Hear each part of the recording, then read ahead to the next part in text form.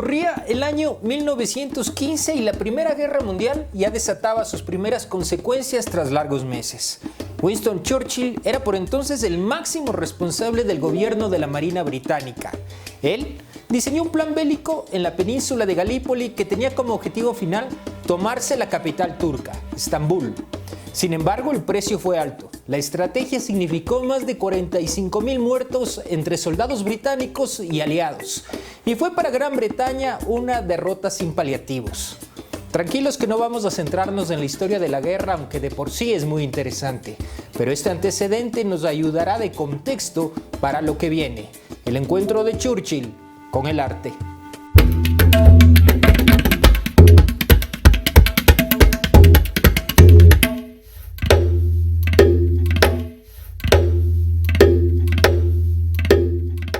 Tras este desastre, Churchill empezó a vivir momentos oscuros.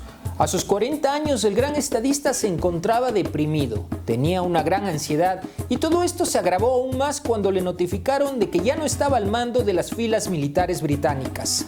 Pero en ese momento más álgido es cuando tiene un encuentro con la pintura. Según narra el propio Churchill en su libro Painting as a Pastime o La pintura como pasatiempo, describe que un domingo por la tarde su cuñada, Lady Wonderline, le dejó un pincel de su joven sobrino. Fue entonces cuando la pintura vino a socorrerme, según dice. A partir de ese momento no deja de pintar. Tiene una fuerte influencia de los impresionistas a quienes admira, como vemos en estos cuadros. Disfrutaba mucho pintando al aire libre. Donde iba, siempre llevaba sus pinturas y sus lienzos. Comenzó pintando con acuarela, aunque posteriormente haría del óleo su técnica favorita. A lo largo de su vida pintó más de 500 obras que narran la historia de sus viajes alrededor del mundo por Europa, América y África. También realizó bodegones florales e interiores.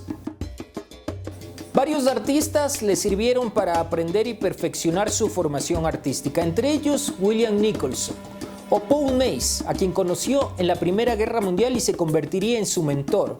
También le gustaba mucho Walter Sickert, quien generaba polémica por tener como musas a prostitutas, pero sobre todo por su vinculación con Jack el Destripador. Y finalmente, John Lavery, artista oficial de la guerra. Churchill fue empírico. En muchos de sus artículos sobre arte aconsejaba a todos aquellos que quisieran adentrarse en el mundo de la pintura que prescindieran de una formación académica. Él consideraba que no se disponía del tiempo suficiente para invertirlo en clases y las veía como una pérdida de tiempo. Eso sí, nunca dejó de pintar. Incluso en medio de la Segunda Guerra Mundial, elaboró un cuadro durante la gran conferencia de aliados que tuvo lugar en Casablanca y hacía referencia a la ciudad de Marrakech. Posteriormente, esta obra sería obsequiada a Roosevelt. Muchas personas cercanas a Churchill cuentan que era una persona extremadamente crítica con su pintura, pero al momento de buscar una opinión objetiva sentía que era engañado al ser el primer ministro. Esto motivó a que utilice en más de una ocasión varios seudónimos.